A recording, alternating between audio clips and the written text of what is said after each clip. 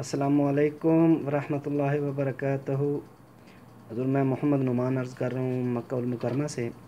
میرا سوال قاری محمد ارشد عطاری صاحب سے ہے۔ حضور جب ہم حرم شریف میں جاتے ہیں تو بارش آنا شروع ہو جائے تو کیا بارش میں ہم طواف کعبہ کر سکتے ہیں یا کہ نہیں؟ وعلیکم السلام ورحمۃ اللہ وبرکاتہ۔ نعمان صاحب نے ماشاءاللہ مکہ سے سوال بھیجا ہے، سبحان اللہ۔ یہ ہمارے لیے سعادت کی بات ہے کہ مکہ شریف سے سوال تشریف لایا ہے، اور ہمارے چینل پہ جو سب سے پہلا سوال چلے گا وہ مکہ شریف سے ہے، سبحان اللہ۔ میں نے یہ ایک بڑی سعادت مندی کی بات ہوتی ہے، ایک قدیم شہر جہاں پر بیت اللہ واقع ہے وہاں سے سوال ہے، سبحان اللہ۔ جواب حاضر ہے۔ برسات میں طواف کے متعلق آپ نے پوچھا ہے۔ برسات کے اندر، بارش کے اندر طواف کرنا یہ سنت رسول ہے، سنت صحابہ ہے، اور ہماری بخشش کا ذریعہ بھی ہے۔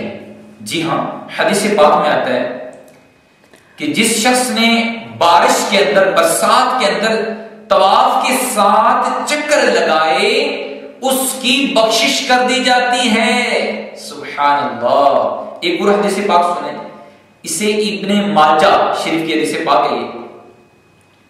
حضرت سیدنا ابو ایقال رضی اللہ تعالی عنہ بیان کرتے ہیں کہ ایک مرتبہ ہم نے برسات کے دوران حضرت سیدنا انس بن مالک رضی اللہ تعالی عنہ کے ساتھ برسات میں بیت اللہ شریف کے 7 چکر لگائے۔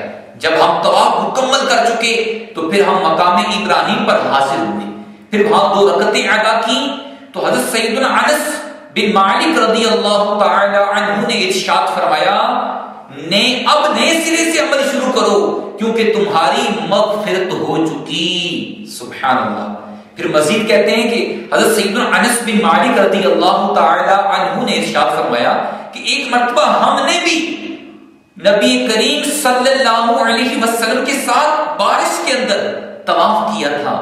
طواف کرنے کے بعد اسی طرح پیارے آقا صلی اللہ علیہ وسلم نے ارشاد فرمایا تھا کہ نئے سرے سے عمل شروع کرو، تمہاری بخشش کر دی گئی، سبحان اللہ۔ واللہ اعلم ورسولہ اعلم بالصواب۔